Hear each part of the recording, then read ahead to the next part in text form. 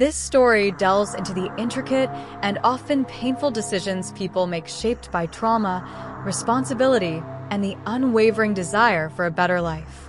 It unfolds the challenges faced by individuals as they navigate through work struggles, personal crises, and family tragedies, revealing the human resilience intertwined with heartache. A few years after graduating college, I found myself working as an analyst at a rather small private equity firm. The CEO was one of the most ruthless people I've ever encountered. He was fairly young, barely in his early 40s, but already a multimillionaire driven entirely by greed, with no regard for business ethics. He would do whatever it took to gain an advantage in any deal, no matter who got trampled in the process, be it contractors, employees, or even a longtime family friend he betrayed without remorse. Since the firm was small, just about 20 employees in the office with several more working remotely, I also became the go-to computer guy. Despite having no formal qualifications in technology, I was tasked with handling all the minor tech issues, from setting up servers and fixing laptops to answering questions like, how do I convert this to PDF? As the only one semi-comfortable with computers, I was seen as some kind of genius, though honestly, I was mostly learning on the fly by Googling anything that came my way. Over time, however, I genuinely became skilled at dealing with tech problems. I was given more responsibility, planning the IT infrastructure for their businesses and overseeing installations, without any extra pay. After a couple of years, I was completely drained. I wasn't advancing professionally, and I despised working for the CEO, who treated everyone terribly. My days stretched from 12 to 14 hours, with no overtime or bonuses, and my pay was far too low for the amount of work I did. I hated being pigeonholed as the company's tech support, and the cubicle life was crushing. That's when I decided I'd had enough of the soul-crushing 9 to 8 grind. Instead of quitting outright, I resolved to build a consulting business on the side, while still drawing a steady paycheck from the firm. So I launched my company and landed my first clients, gradually devoting more and more time to my side venture, even during office hours. A few years after college, I landed a job as an analyst at a small private equity firm. The CEO was a young multimillionaire in his early 40s, relentlessly driven by money and completely devoid of business ethics. He would stop at nothing to clinch deals, regardless of who got hurt in the process, be it contractors or employees. I even witnessed him ruthlessly overcharge a longtime family friend without a hint of remorse. Since the company was tiny, with about 20 people in the office and several remote workers, I quickly found myself wearing many hats. Besides my analyst duties, I became the go-to tech guy, despite my limited qualifications. Tasks like fixing laptops, setting up servers, answering simple questions about converting files to PDFs, they all landed on my desk. Much of it I learned on the fly, relying heavily on Google. Over time, I honed my skills and took on bigger responsibilities, like planning computer systems and supervising installations, though my paycheck never reflected these added duties. After a couple of exhausting years, I grew utterly drained. I hated lugging through 12 to 14-hour days with no overtime or bonuses, working under Captain Dishaback, as I secretly dubbed the CEO. Seeing no career growth and feeling undervalued, I decided I'd had enough of the 9 to 8 grind. I resolved to start my own consulting business, but planned to build my client base on the side first, while still drawing a steady paycheck. As my side business gained traction, I found myself increasingly disengaged from the office job. Once punctual, I began arriving later, first by 30 minutes, then an hour, until eventually I was strolling in around noon, working just a couple of hours before heading home. The small company heavily relied on me for critical tasks, so no one pushed back much. I even took client calls for my consulting work right at my desk. Despite company systems monitoring network activity, I was the one in charge of overseeing those very systems, so I was essentially left undetected. I spent most days either working on my business or scrolling through Reddit. After more than 2 months of this blatant neglect, I was shocked I hadn't been fired yet. I felt certain it was only a matter of time. Curious, I decided to investigate. With access to the company's email server, I logged into the CEO's personal account and searched my name. To my dismay, I discovered a recent email thread among him, my direct boss, and others, discussing my performance and plans to terminate me, just 2 days hence. Not shocked but unwilling to be fired, I hatched a plan. I couldn't afford a termination on my record, and I wanted to keep drawing a paycheck a bit longer. So, I arranged a meeting with the CEO the very next day, before the scheduled firing, and confronted him.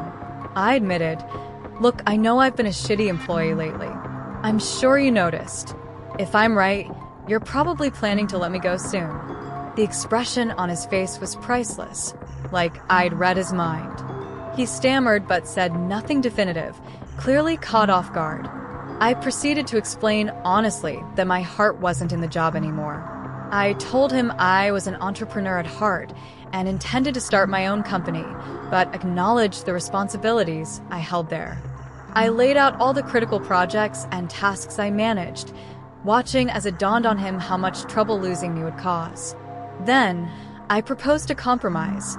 He wouldn't fire me, I wouldn't quit immediately, and I'd keep working for 1 more month to finish my projects and train my replacement. Afterward, I'd come in once a week until everything was wrapped up and, if needed, work remotely on an hourly basis. I deliberately framed it to make him feel like he won, mentioning quitting so he'd believe he held the upper hand, though, in truth, the power dynamic clearly favored me. He paused, considered for a moment, then agreed. In the end, I not only dodged being fired, but turned the company into a paying client. During the month, I maintained almost full freedom while training my replacement. Afterward, they regularly contacted me for remote work, which I billed at triple my previous salary. Eventually, when my consulting business expanded enough, I severed ties with them altogether. Remarkably, the CEO still calls me for advice nearly 5 years later, though nowadays I politely brush him off, saying I'm too busy. Despite skepticism from some who doubt the story's authenticity, I assure you it's true. In small companies, it's common for employees to juggle many roles and for security to be weak. I was no computer genius, but I had enough knowledge to fill the gaps. My consulting work is unrelated to private equity. I didn't poach clients or compete with the firm. Most importantly, I started my own company precisely because I hated working for people whose values didn't align with mine. I might have been a lousy employee when I didn't care, but working for that CEO helped crystallize why I needed to be my own boss. As for snooping on those emails, I recognized that was wrong, though the CEO himself had given me passwords to help set up his accounts, and I felt my termination was imminent. In the end, I navigated a tough situation with careful strategy and emerged stronger. Sometimes, rebellion paired with clear-eyed negotiation is what it takes to break free and reclaim control over your life. My pregnancy was a nightmare from nearly the start. I discovered I was about 9 weeks along shortly after we had just gotten engaged. I believed I was beginning a new chapter with a man who, although complicated and intense, truly loved me. But soon, everything started to fall apart. At 10 weeks, I learned a horrifying secret. The man I was supposed to marry had committed murder. It wasn't something he told me outright, at least not at first. It unfolded slowly, like something festering beneath the surface. I began to notice his paranoia. He'd panic if unfamiliar cars were near our apartment. His past remained a closed-off chapter, never discussed. I had thought he was seeking a fresh start in this new city, a new job, a new life. The truth was far darker. One drunken night, overwhelmed by guilt and tears, he confessed everything. He admitted to killing someone in cold blood in a city 2.5 hours away.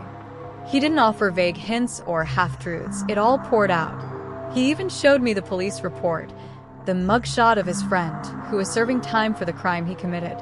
This friend was taking the fall so that he could walk free. Their Facebook messages and ongoing contact painted a grim picture of betrayal. I was frozen, carrying his child and feeling like the ground had vanished beneath me. Processing this revelation only made things worse. I remembered a weekend we'd spent at his aunt's farm, the normal family weekend that now haunted me. He had slipped away to the back of the property and come back sweating and on edge. At the time, I hadn't thought much of it, but he later told me he had buried the murder weapon there. I had been in the same house, sharing laughs, meals, and games, while the final trace of that crime lay hidden nearby. After his confession, the violence escalated. Maybe it had existed before, and I was blind to it, but knowing the truth pushed him to cruelty. He needed to keep me scared to prevent me from going to the police. He shoved me, slapped me, screamed, sometimes chasing me around our apartment, pinning me against walls, shaking me until I struggled to breathe. I spent most of my pregnancy crying, not to him, but to our unborn child. Lying in bed, hand over my stomach, I whispered apologies to my baby for my fear, my weakness, my inability to leave. I was sorry he could hear my tears, feel my terror, and that he was being brought into a world overshadowed by a father like that. Then, at 17 weeks, my water broke. Rushed to the hospital. The doctors were grim. There was no amniotic fluid, and survival was unlikely. Yet, by some miracle, my baby held on week after week. I remained hospitalized, hooked to machines, staring at the ceiling, filled with the crushing weight of feeling like I was failing the tiny life still fighting inside me. He made it to 28 weeks. That was a miracle in itself. When he was born, none of us were ready. So small and fragile, he couldn't even cry. They rushed him away before I could hold him. For the next 11 days, I lived in the NICU, neglecting sleep and food, sitting beside his tiny body, reading children's books and singing lullabies through tears. I watched every flicker on the monitors, desperate to will him to stay. Meanwhile, his father kept tormenting me. He showed up at the hospital, trying to force his way into my room. Nurses repeatedly had to remove him. He screamed vile curses. The day before the doctors prepared us for the worst, he openly wished death on our son, looking me in the eyes as he said it. Our baby didn't survive.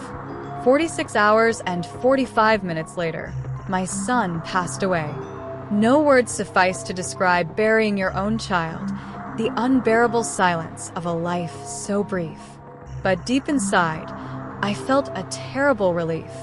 Not because I didn't want him.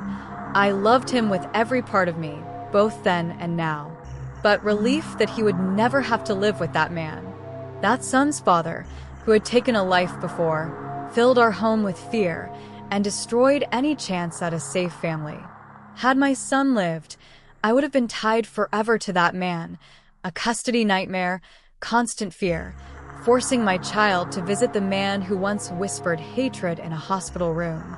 I was haunted by the thought of sending my child into the arms of a man who buried a murder weapon on family land, who let a friend go to prison in his place. Though my son's time was heartbreakingly short, I find a terrible mercy in that. Justice is absent. His father remains free, the friend remains incarcerated, and my son is gone. I carry memories of tiny hands, machines beeping in the dark, and the softest breath stopped far too soon. If I could speak to my son, I'd say, I'm so sorry. You deserved better. I should have been stronger, seen the signs sooner, gotten you away from him.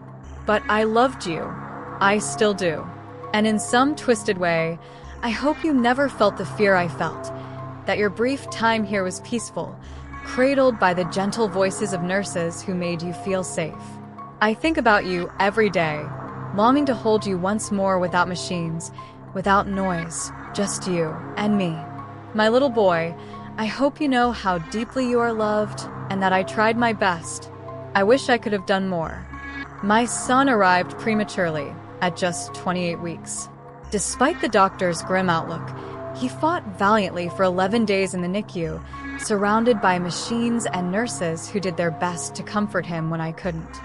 I was there every moment I was allowed, watching his tiny chest struggle to rise and fall, feeling his fingers flex and curl as if grasping for something beyond reach. When he passed away, a part of me felt like it left with him. What tears at me most isn't only the loss itself, it's the bittersweet relief that comes with it. Not because I didn't want him. I wanted him more than anything, and I love him still. But I feel relieved that he won't have to live with the man who would have been his father. From nearly the start, my pregnancy was hell. I found out I was pregnant around 9 weeks in, right after we got engaged, thinking I was embarking on a hopeful new chapter. But everything unraveled soon after. At 10 weeks, I uncovered the dark truth. The man I was supposed to marry had committed murder, an ugly secret he never volunteered, but that slowly rotted its way to the surface. His paranoia, his panic at unfamiliar cars parked nearby, his silence about his past, they all made more sense. Drunken nights brought painful confessions. He admitted his friend took the fall and was sitting in prison while he walked free. I froze, carrying his child, the ground shifting beneath me. Violence escalated afterward, slaps, shoves, screams, near suffocations. I spent my pregnancy apologizing, not to him, but my unborn son, whispering sorry for the fear, the weakness, the inability to protect him from such a dangerous world. At 17 weeks, my water broke, and I was rushed to the hospital. The prognosis was bleak. Survival seemed near impossible without amniotic fluid. But somehow, by miracle or sheer will, my son held on through week after week of hospital monitoring and endless machines. When he finally came into this world, he was so fragile, too small to even cry. They took him away before I could hold him, and I remained at his side every hour, reading, singing, praying silently through tears. Meanwhile, his father's torment only worsened, trying to force entry into the hospital room, cursing, wishing death upon our baby out loud. 46 hours and 45 minutes after the doctor's warning, my son passed. There are no words to capture the silence of a life that never truly began, no way to convey the heartbreak of burying your own child. Yet even in this devastating loss, I find a painful truth. I am thankful he will never suffer what might have been a worse fate, living with the man who destroyed both his life and others. That man took 2 sons, one through a murder he hid, and another through cruelty and trauma.